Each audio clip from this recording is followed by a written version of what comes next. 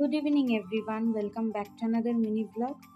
তো আগের ব্লগেই বলেছিলাম যে আমরা কোথায় যাচ্ছি সেটা অবশ্যই তোমাদের সাথে শেয়ার করব। আর এদিকে আমরা চারজনে রেডি হয়ে বেরিয়ে পড়েছিলাম, যাচ্ছিলাম হচ্ছে আমাদের আঙ্কেল আন্টির বাড়িতে।